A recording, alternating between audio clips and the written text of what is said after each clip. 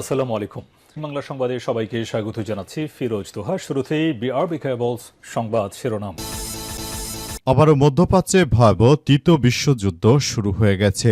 যুক্তরাষ্ট্র এবং ইরানের মধ্যে আবার নতুন করে আজ পাল্টাপাল্টি হামলা শুরু হয়ে গেছে। চলছে তৃতীয় বিশ্বযুদ্ধ। আর এরই মাঝে আমাদের হাতে এসে পৌঁছেছে এই যুদ্ধের সর্বশেষ গুরুত্বপূর্ণ সবথেকে তাজা আপডেট সংবাদ আপনাদের জানিয়ে দিব। প্রথমেই জানাবো, মার্কিন ড্রোন ভূপাতিতের দাবি ইরানের F-15 যুদ্ধ বিমানে গুলি। নিজেদের আকাশসীমায় ওরা যুক্তরাষ্ট্রের একটি ড্রোন ভূপাতিতের দাবি করেছে ইরানের বিপ্লবী গার্ড বাহিনী বা IRGC। আজ তারা জানিয়েছে যে একটি MQ-9 ড্রোন শনাক্তের পর সেটি গুলি করে ভূপাতিত করা হয় এবং মার্কিন যুক্তরাষ্ট্রের F-35 যুদ্ধ বিমানে গুলি করা হয়েছে। ইরানের ইসলামী বিপ্লবী গার্ড বাহিনীর সদস্যরা তারা মার্কিন যুক্তরাষ্ট্রকে চরমভাবে শিক্ষা দিতে শুরু করেছে।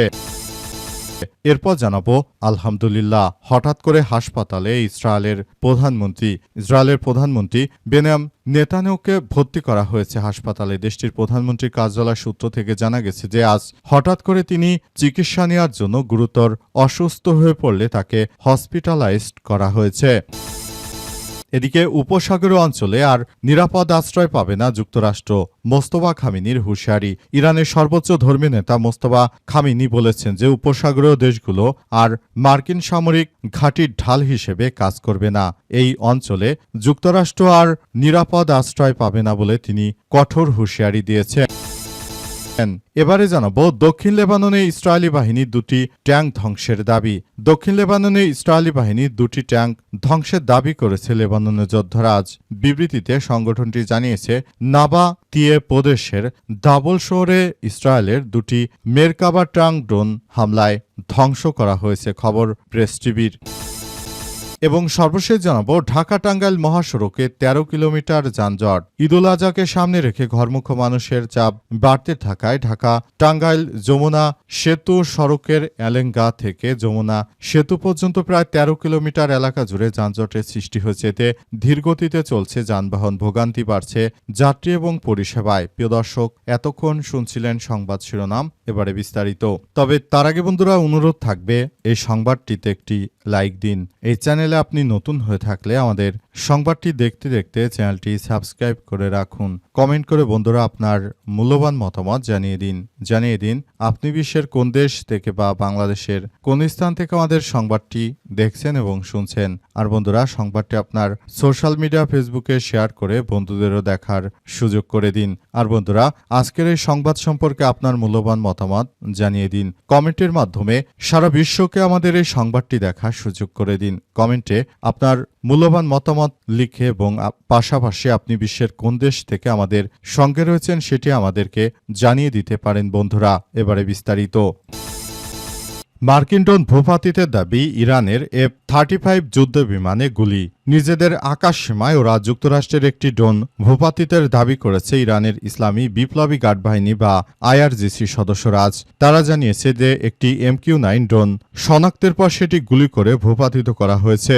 ইরান এবং যুক্তরাষ্ট্রের মধ্যে এমন এক সময় উত্তেজনা বাড়ছে যখন ওয়াশিংটনে মিত্র সৌদি আরবের কয়েক লাখ মুসল্লি পবিত্র হজ পালনের জন্য সমবেত হয়েছে। দুই দেশের মধ্যে চলমান ভঙ্গুর যুদ্ধবিরতি এবং অনিশ্চয়তার মুখে পড়েছে।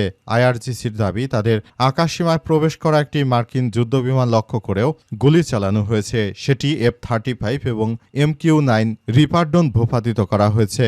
বিবৃতিতে আর উল্লেখ করা হয়েছে গার্ড বাহিনীর সদস্যরা RQ-4 ড্রোন এবং F-35 যুদ্ধ বিমান সেটিকে গুলি চালিয়ে তারপর ভূপাতিতর চেষ্টা করে। তবে এই ঘটনাগুলো ঠিক কখন ঘটেছে তা বিবৃতিতে উল্লেখ করা হয়নি। মূলত মার্কিন যুক্তরাষ্ট্র নতুন করে ইরানের উপর আবার আক্রমণ শুরু করার পর থেকে আবার এই ধরনের ঘটনা ঘটল এবং এই ঘটনাগুলো সবাইকে হতচকিত করেছে। কারণ এই মুহূর্তে দুই দেশের মধ্যে যুদ্ধবিরতি নিয়ে আলাপ আলোচনা হচ্ছিল। হঠাৎ করে এমন একটি ঘটনার মধ্যে যদি মার্কিন যুক্তরাষ্ট্র নতুন করে ইরানের উপর আক্রমণ চালায় তাহলে সেটি সবার জন্য বড় ধরনের কোনো সমস্যার সৃষ্টি করতে পারে এবং বিষয়গুলো নিয়ে খুবই গুরুত্ব দিয়ে সবারই আলাপ আলোচনা করা উচিত। যদি মার্কিন যুক্তরাষ্ট্রের এই সন্ত্রাসী কার্যক্রম চলতে থাকে বা চলমান থাকে তাহলে ভবিষ্যতে সারা বিশ্বের দেশের বুকে মুসলিম হিসেবে আমাদের উপর আরও চাপ সৃষ্টি করতে পারে জায়নবাদীরা। তাই এখনই মুসলিম হিসেবে আমাদের সবাইকে যার যার জায়গা থেকে এই কার্যক্রমগুলো প্রতিহত করতে হবে বলে মনে করে ইরানের ইসলামী বিপ্লবী গার্ড বাহিনীর সদস্যরা। হঠাৎই হাসপাতালে ইসরায়েলের প্রধানমন্ত্রী নেতানিয়াহু।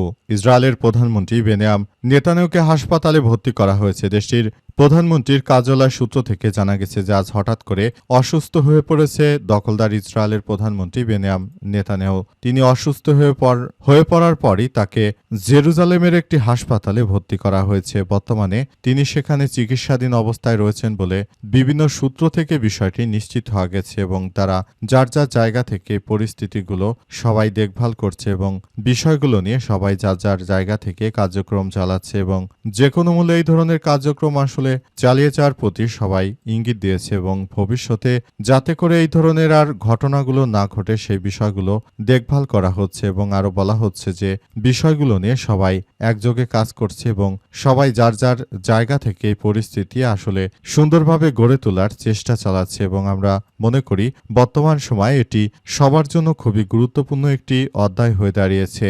বর্তমান সময়ে মার্কিন যুক্তরাষ্ট্র দখলদার ইসরায়েলি বাহিনীরা তারা যে ধরনের সন্ত্রাসী কার্যক্রম শুরু করেছিল নেতানিয়াহুর উপর, হঠাৎ করে এই ধরনের অসুস্থতায় অনেকেই বলাবলি করছে যে এটি হয়তো সৃষ্টিকর্তার পক্ষ থেকে নেতানিয়াহুর উপর সাজা। কারণ তিনি যেভাবে মুসলিমদের হত্যাকাণ্ডের সঙ্গে জড়িত ছিলেন, তিনি যে ধরনের কর্মকাণ্ড করেছেন এর জন্য অবশ্যই তার দুনিয়াতেই সাজা হয়ে যাবে, এমনও অনেকেই বলাবলি করছিল। বিষয়গুলো আসলে কোন দিকে যায় সেটি এখন পর্যন্ত কেউ বলতে পারবে না। সবাই বিষয়গুলো নিয়ে খুবই দুশ্চিন্তার মধ্যে রয়েছে যে জায়নবাদী দখলদার প্রধানমন্ত্রী নেতানিয়াহুর তার আসলে কখনো কোনো কিছু হচ্ছে না, বরঞ্চ প্রতিবারই তার বিভিন্ন কিছু হওয়ার সংবাদ শোনা গেলেও প্রকৃতপক্ষে তিনি কিভাবে কি করে যেন বেঁচে যান এবং তিনি মূলত কখনোই এই জায়নবাদীর কার্যক্রম তিনি ছাড়েন না। তিনি মূলত এখনো সন্ত্রাসী কার্যক্রম চালিয়ে পুরো বিশ্বর বুকে মূলত তাদের রাষ্ট্র ব্যবস্থাকে একদম ধসিয়ে দিয়েছে।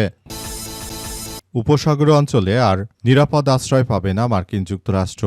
আলহামদুলিল্লাহ, মার্কিন যুক্তরাষ্ট্র এবং দখলদারদের শিক্ষা দিতে শুরু করেছে ইরান। ইরানের ইসলামী বিপ্লবী গার্ড বাহিনীর সদস্যরা তারা এমন কিছু কার্যক্রম হাতে নিয়েছে যাতে করে মার্কিন যুক্তরাষ্ট্র আর উপসাগরীয় অঞ্চলগুলোতে কখনোই নিরাপদে থাকতে পারবে না, তাদেরকে একদম ধসিয়ে দেয়া হচ্ছে।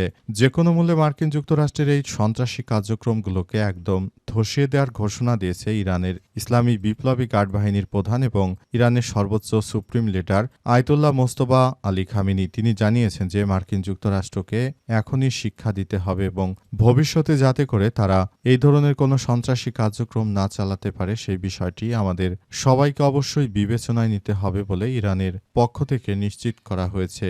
আরও বলা হয়েছে এই বিষয়গুলো অত্যন্ত গুরুত্ব সহকারে দেখা হচ্ছে যাতে করে ভবিষ্যতে আর কখনোই মার্কিন যুক্তরাষ্ট্র ইরানের বুকে আক্রমণ চালানোর সাহস না পায়। বর্তমান যুদ্ধবিরতি চুক্তির কথা বলেও তারপর হঠাৎ করে মার্কিন যুক্তরাষ্ট্রের এই সন্ত্রাসীরা তারা মূলত ইরানের ইসলামী বিপ্লবী গার্ড বাহিনীর উপর হামলা চালিয়েছে। এর ফলে ইরানের ইসলামী বিপ্লবী গার্ড বাহিনীর অন্তত 4 জন সদস্য মারা গেছে এবং এটি আসলে বর্তমান সময়ে সবার জন্য খুব অনেক বেশি সমস্যার সৃষ্টি করেছে।